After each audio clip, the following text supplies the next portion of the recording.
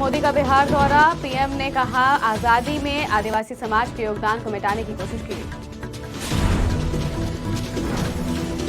अमित शाह के हेलीकॉप्टर की चेकिंग। महाराष्ट्र में ईसी ने बैग की चेकिंग। अखिलेश यादव का खैर विधानसभा में दौरा। सीएम योगी पर कसा तंज। यूपीपीएससी ने पीसीएस प्री 2024 की परीक्षा तिथि की घोषित। 22 दिसंबर को 2 पालियों में होगा एग्जाम। नमस्कार, स्वागत है आपका आज की खबर में। मैं हूं आपके साथ महिमा शर्मा। बढ़ते हैं देश की बड़ी खबरों की ओर। प्रधानमंत्री नरेंद्र मोदी ने शुक्रवार को बिहार के जमुई जिले के खैरा प्रखंड के बल्लोपुर में भगवान बिरसा मुंडा की 150वीं जयंती के मौके पर जनजातीय गौरव दिवस कार्यक्रम में शामिल हुए। यहां पीएम मोदी का स्वागत परंपरागत आदिवासी नृत्य के साथ हुआ। प्रधानमंत्री इस दौरान झाल और नगाड़ा बजाते हुए भी दिखाई दिए। इस कार्यक्रम में बिहार के राज्यपाल सीएम नीतीश कुमार और कई कार्यकर्ता मंच पर मौजूद रहे। वहीं आपको बता दें कि पीएम ने इस दौरान कई योजनाओं का जिक्र करते हुए कहा कि आजादी की लड़ाई में आदिवासी समाज के योगदान को इतिहास में वो स्थान नहीं मिला जिसकी वो हकदार थे।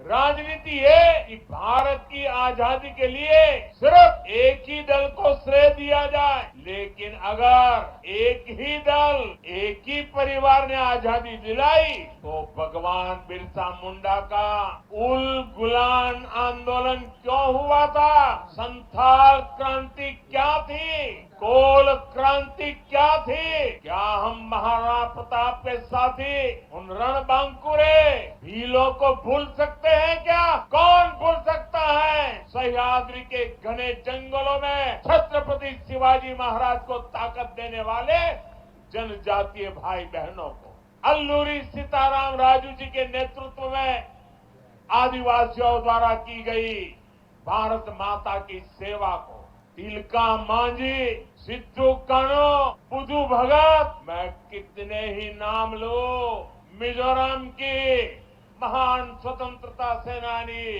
रोपुई लियानी जी, राजमोहिनी देवी, रानी गाड़िल्यो, मानगढ़ में अंग्रेजों ने जो नरसंहार किया था, हजारों मेरे आदिवासी भाई बहनों को मौत के घाट उतार दिया गया था, क्या हम उसे भूल सकते हैं? साथियों, संस्कृति हो या फिर सामाजिक न्याय, आज की ये एनडीए सरकार का मानस कुछ अलग ही है।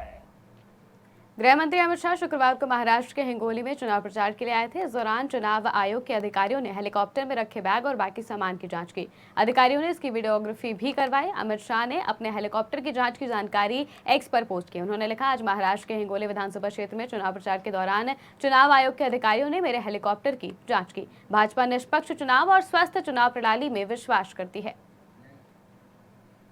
उत्तर प्रदेश के पूर्व मुख्यमंत्री और समाजवादी पार्टी के मुखिया अखिलेश यादव ने मौजूदा मुख्यमंत्री योगी आदित्यनाथ पर एक बड़ा निशाना साधा है। उन्होंने भारतीय जनता पार्टी की सरकार पर दूसरे के काम को अपना काम गिनाने का आरोप लगाया है। साथ ही साथ ये भी कहा है कि कोई वस्त्र पहनने से योगी नहीं हो जाता, योगी विचार से होता है।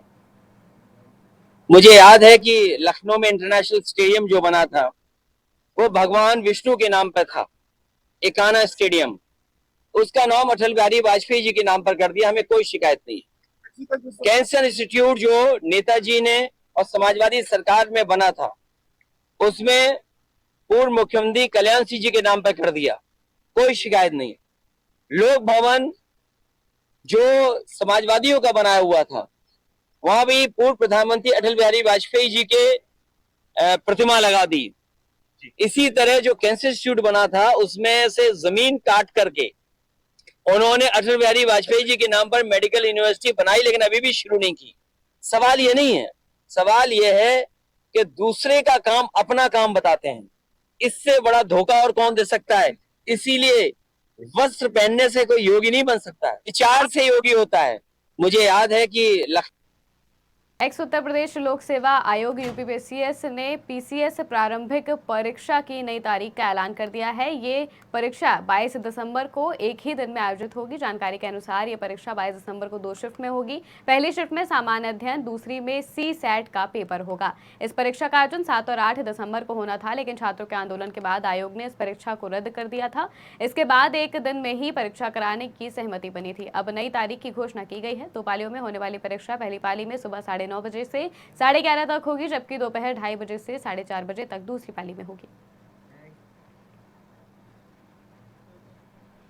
राजस्थान के टोंक जिले की देवली ओनियारा विधानसभा सीट पर मतदान के दौरान एसडीएम को थप्पड़ मारने के बाद शुरू हुआ बवाल जारी है। जिले के समरावता और अलीगढ़ कस्बे के आसपास के इलाकों में अभी भी तनाव के हालात हैं। कोर्ट ने नरेश मीणा को 14 दिन की न्यायिक हिरासत में भेज दिया है।